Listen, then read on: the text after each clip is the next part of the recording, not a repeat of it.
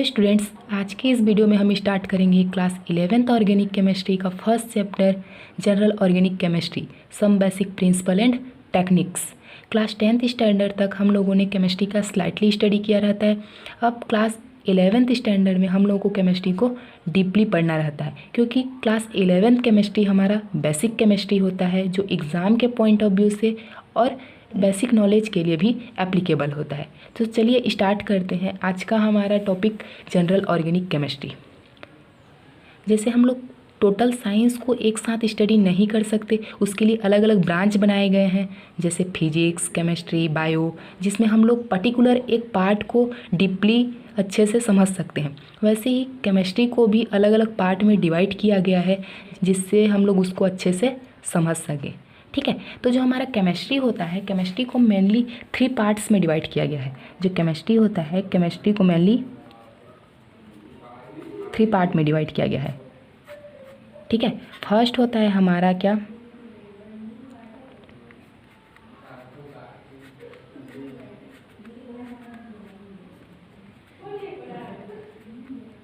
Chemistry को mainly 3 part में divide किया गया है। फर्स्ट होता है हमारा इनऑर्गेनिक केमिस्ट्री, इनऑर्गेनिक। सेकेंड होता है फिजिकल एंड थर्ड होता है ऑर्गेनिक केमिस्ट्री। जो इनऑर्गेनिक केमिस्ट्री होता है, इनऑर्गेनिक केमिस्ट्री में मेनली हमको periodic table,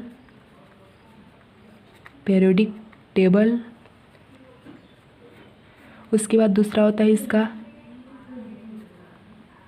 elements and their properties.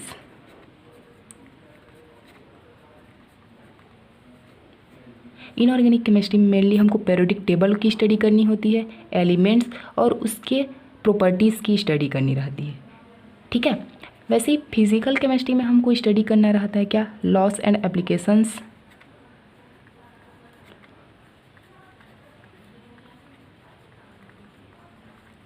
Loss and applications. और सेकेंड होता है हमारा क्या, फिजिकल फिनोमेना।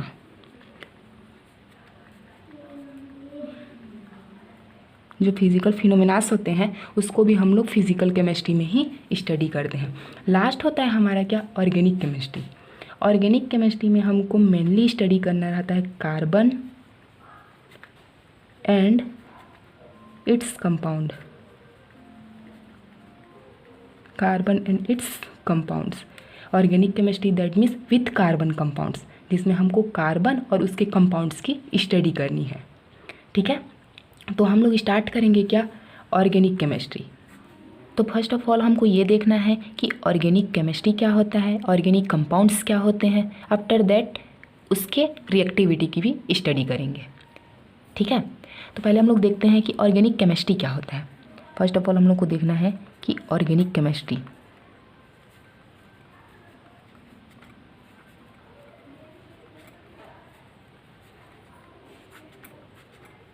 पहले हम लोग को देखना है कि ऑर्गेनिक केमिस्ट्री क्या होता है। ठीक है, तो ऑर्गेनिक केमिस्ट्री जैसे केमिस्ट्री, फिजिक्स, बायो साइंस के ब्रांच होते हैं, वैसे ही ऑर्गेनिक केमिस्ट्री भी केमिस्ट्री का एक ब्रांच होता है। ठीक है, ऑर्गेनिक केमिस्ट्री भी केमिस्ट्री का एक ब्रांच होता है, जिसमें हम लोग ऑर्गेनिक कंपाउंड्स की स्टडी करते हैं। किसकी स्टडी करते हैं, ऑर्गेनिक कंपाउंड्स की।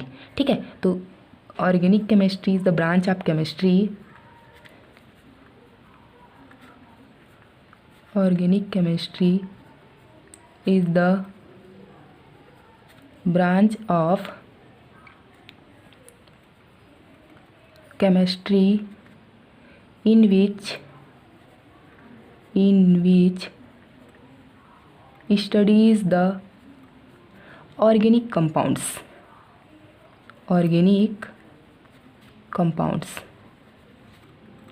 ठीक है, जो ऑर्गेनिक केमिस्ट्री होता है, ऑर्गेनिक केमिस्ट्री केमिस्ट्री का एक ब्रांच होता है, जिसमें हम लोग ऑर्गेनिक कंपाउंड्स की, किसकी, ऑर्गेनिक कंपाउंड्स की स्टडी करते हैं। अब हमारे पास एक टर्म आया क्या, ऑर्गेनिक कंपाउंड, कि ऑर्गेनिक कंपाउंड्स क्या होते हैं। ठीक है, यहाँ पर हम लोग देख लिए क्या, ऑर्गेनिक केमिस्ट्री की, ऑर्गेनिक केमिस्ट्री केमिस्ट्री का एक ब्रांच होता है, जिसमें हम लोग ऑर्गेनिक कंपाउंड्स की स्टडी करते हैं। अब यहाँ पर हमको देखना है कि ऑर्गेनिक कंपाउंड्स क्या होते हैं। जो ऑर्गेनिक कंपाउंड्स होते हैं, ऑर्गेनिक कंपाउंड्स ठीक है। ऑर्गेनिक कंपाउंड्स को एक्सप्लेन करने के लिए, ऑर्गेनिक कंपाउंड्स क्या होते हैं इसको समझाने के लिए सबसे पहले एक केमिस्ट, जिनको बोलते हैं हम लोग क्या, बर्जेलियस एक साइंटिस्ट हैं जिन्होंने अपना एक कॉन्सेप्ट दिया था, किसके लिए, ऑर्गेनिक कंपाउंड्स के लिए। ठीक है, ये कॉन्सेप्ट जो होता है हमारा ओल्ड कॉन्सेप्ट होता है। ठीक है, ओल्ड कॉन्सेप्ट होता है। इसके अकॉर्डिंग बर्जेलियस ने बताया क्या था कि जो ऑर्गेनिक कंपाउंड्स होते हैं, ठीक है, ऑर्गेनिक कंपाउंड्स ये लिविंग ऑर्गेनिज्म से ऑब्टेन होते हैं। ठीक है, जो ऑर्गेनिक कंपाउंड्स होते हैं वो लिविंग ऑर्गेनिज्म से। तो द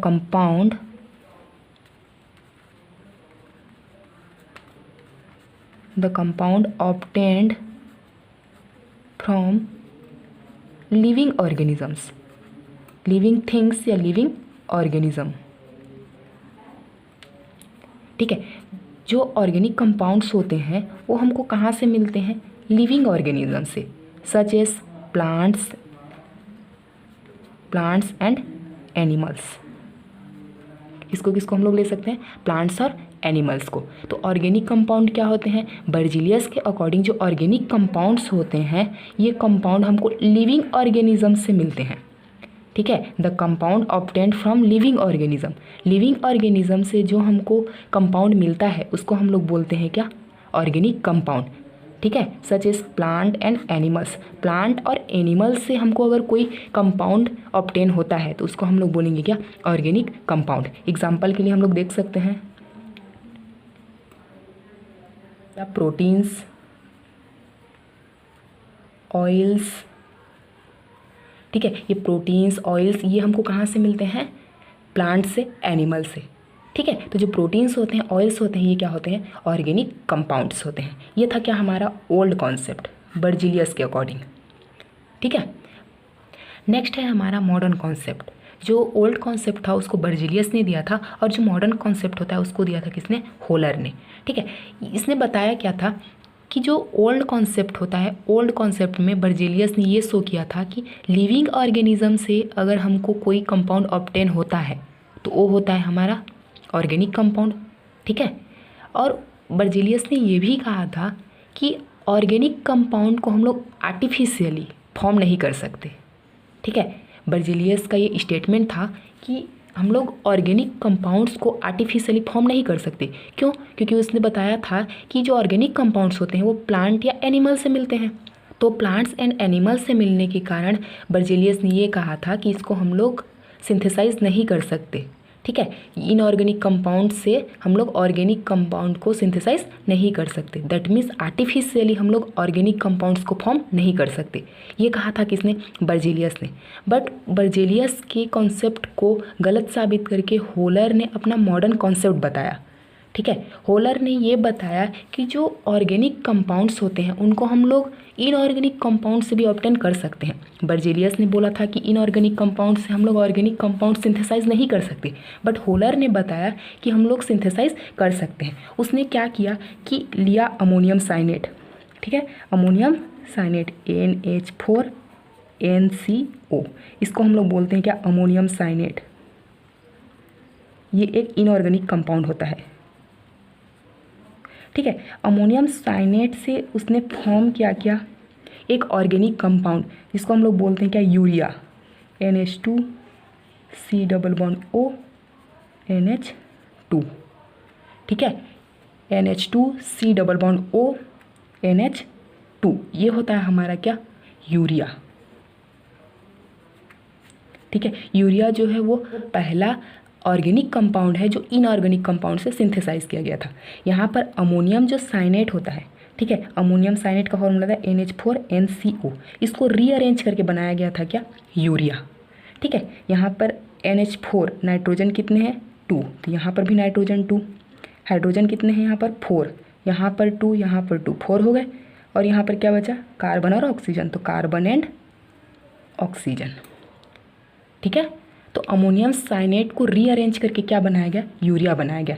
ये पहला सिंथेसाइज्ड ऑर्गेनिक कंपाउंड है जो इनऑर्गेनिक कंपाउंड से फॉर्म किया गया था। ठीक है, तो इसके अकॉर्डिंग होलर ने क्या बताया कि जो ऑर्गेनिक कंपाउंड्स होते हैं ठीक है। मॉडर्न कॉन्सेप्ट के अकॉर्डिंग होलर ने अपना डेफिनेशन शो किया ऑर्गेनिक कंपाउंड्स के लिए कि जो ऑर्गेनिक कंपाउंड्स होते हैं, compounds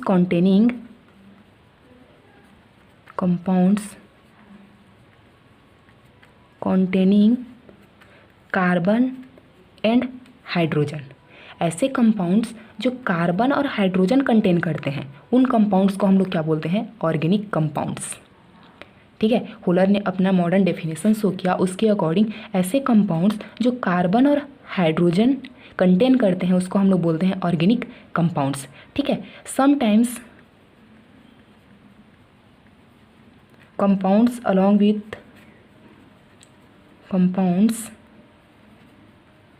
along with oxygen, nitrogen, halogen, phosphorus and sulphur etcetera. ठीक है। कुछ टाइम ऐसे होते हैं जिसमें कंपाउंड्स, जो ऑर्गेनिक कंपाउंड्स होते हैं वो कार्बन और हाइड्रोजन के अलावा oxygen, nitrogen, halogen, ex that means halogen, हम लोग हैलोजन्स ग्रुप को, जो ग्रुप 17 एलिमेंट्स होते हैं उनको एक्स से डिनोट करते हैं, x is equal to halogens. ठीक है। Fluorine, chlorine, bromine and iodine, phosphorus and sulphur. तो कुछ कंपाउंड्स ऐसे होते हैं ऑर्गेनिक कंपाउंड जिसमें कार्बन और हाइड्रोजन के अलावा ऑक्सीजन, नाइट्रोजन, हैलोजन, फास्फोरस और सल्फर भी प्रेजेंट हो सकता है। जैसे कि यूरिया में यहाँ पर कार्बन है और हाइड्रोजन है। ठीक है। इसके साथ साथ यहाँ नाइट्रोजन भी है और ऑक्सीजन भी है। ठीक। तो इसको भी हम लोग ऑर्गेनिक कंपाउंड ही बोलते हैं। इसका मतलब ये कि होलर ने बताया कि जो कंपाउंड्स होते हैं वो कार्बन और हाइड्रोजन अगर कंटेन करते हैं तो उसको ऑर्गेनिक कंपाउंड्स बोलेंगे। ठीक है। लेकिन कुछ टाइम ऐसा होता है जिसमें कंपाउंड्स कार्बन और हाइड्रोजन के साथ साथ along with oxygen, nitrogen, halogen, phosphorus and sulphur, ये कंपाउंड्स भी कंटेन करते हैं। तो इसको हम लोग बोलते हैं क्या, ऑर्गेनिक कंपाउंड्स। ठीक है। बट यहाँ पर एक चीज़ और ही आता है, कुछ एक्सेप्शन है इसके। ठीक है। CO2 and carbon monoxide. ठीक है। ये यहाँ पर कार्बन है और ऑक्सीजन है, तो ये भी हमारा ऑर्गेनिक कंपाउंड होना चाहिए।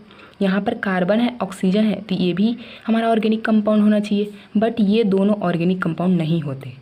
जो कार्बन डाइऑक्साइड है और कार्बन मोनोऑक्साइड, ठीक, ये ऑर्गेनिक कंपाउंड नहीं होता। ठीक है। यहाँ पर कार्बन भी है और ऑक्सीजन भी है, तो यहाँ पर कार्बन है और ऑक्सीजन होना चाहिए, तो ये इसको हम लोग ऑर्गेनिक कंपाउंड बोलते, बट ये ऑर्गेनिक कंपाउंड नहीं होता। ठीक है। क्यों? क्योंकि ये एक एक्सेप्शन है। क्यों? क्योंकि कुछ कंपाउंड्स ऐसे होते हैं उनकी जो प्रॉपर्टी होती है वो इनऑर्गेनिक कंपाउंड्स के जैसे होती है। ठीक है। अब यहाँ पर क्या हम लोग ऑर्गेनिक कंपाउंड से कार्बन डाइऑक्साइड या फिर कार्बन मोनोऑक्साइड सिंथेसाइज कर सकते हैं? नहीं। बट कुछ कंपाउंड्स ऐसे होते हैं लाइक CCl4, कार्बन टेट्राक्लोराइड। ठीक है। ये ऑर्गेनिक कंपाउंड होता है। क्या होता है? Organic compound. यहाँ पर कार्बन है, उसके साथ में क्लोरीन है, तो ये ऑर्गेनिक कंपाउंड है। बट कार्बन के साथ अगर ऑक्सीजन है तो ये ऑर्गेनिक कंपाउंड नहीं है। क्यों? क्योंकि इनका बिहेवियर जो होता है वो इनऑर्गेनिक कंपाउंड के जैसे होता है, और इसको हम लोग किसी ऑर्गेनिक कंपाउंड से डिराइव नहीं कर सकते। किसी ऑर्गेनिक कंपाउंड से हम लोग कार्बन डाइऑक्साइड फॉर्म नहीं कर सकते, किसी ऑर्गेनिक कंपाउंड से हम लोग कार्बन मोनोऑक्साइड फॉर्म नहीं कर सकते। बट CCl4 जो कार्बन टेट्राक्लोराइड होता है, इसको हम लोग ऑर्गेनिक कंपाउंड से फॉर्म कर सकते हैं। इसके लिए हम लोग को लेना क्या रहता है? मीथेन। मीथेन में क्लोरीनेशन होता है सनलाइट के प्रेजेंस में। ठीक है। मीथेन है, मीथेन में क्लोरीनेशन होता है सनलाइट के प्रेजेंस में, तो ये फॉर्म करता है क्या? CCl4। ठीक है। तो ये क्या है? एक डेरिवेटिव है किसका? ऑर्गेनिक कंपाउंड का। ऑर्गेनिक कंपाउंड कौन है यहाँ पर? मीथेन। कार्बन भी है और हाइड्रोजन भी है, तो ये ऑर्गेनिक कंपाउंड है। और ऑर्गेनिक कंपाउंड से सिंथेसाइज हुआ है क्या? Derivative compound. इसलिए जो CCl4 होता है वो हमारा ऑर्गेनिक कंपाउंड होता है। ठीक है। बट कार्बन डाइऑक्साइड और कार्बन मोनोऑक्साइड को हम लोग किसी ऑर्गेनिक कंपाउंड से फॉर्म नहीं कर सकते, इसलिए ये क्या है? एक एक्सेप्शन है कि ये ऑर्गेनिक कंपाउंड्स नहीं होते। ठीक है। तो यहाँ पर हम लोग बोल सकते हैं ऑर्गेनिक कंपाउंड्स का एक और डेफिनेशन। क्या डेफिनेशन? कि कंपाउंड्स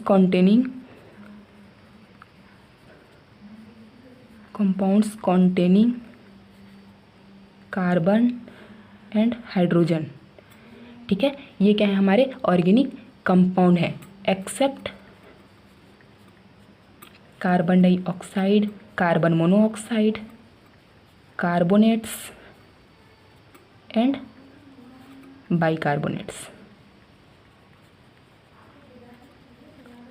ठीक है, जो कार्बोनेट्स और बाइकार्बोनेट्स होते हैं इनको छोड़ के, ठीक है, ऐसे कंपाउंड्स जो कार्बन और हाइड्रोजन कंटेन करते हैं उनको हम लोग बोलते हैं क्या? Organic compounds. ठीक है, ऐसे कंपाउंड्स को हम लोग बोलेंगे क्या? Organic compounds. ठीक है, यहाँ तक हो गया हमारा क्या? जनरल इंट्रोडक्शन ऑर्गेनिक कंपाउंड्स का, कि ऑर्गेनिक कंपाउंड्स होते क्या हैं। ठीक है, तो एक बार और फिर से हम लोग रिवाइज कर लेते हैं कि ऑर्गेनिक केमिस्ट्री क्या होता है। कि ऑर्गेनिक केमिस्ट्री का ऐसा ब्रांच होता है जिसमें हम लोग ऑर्गेनिक कंपाउंड्स की स्टडी करते हैं।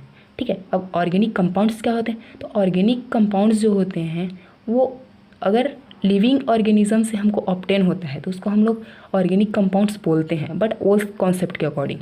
और मॉडर्न कॉन्सेप्ट के अकॉर्डिंग ऐसे कंपाउंड जो कार्बन और हाइड्रोजन कंटेन करते हैं उसको हम लोग बोलते हैं क्या?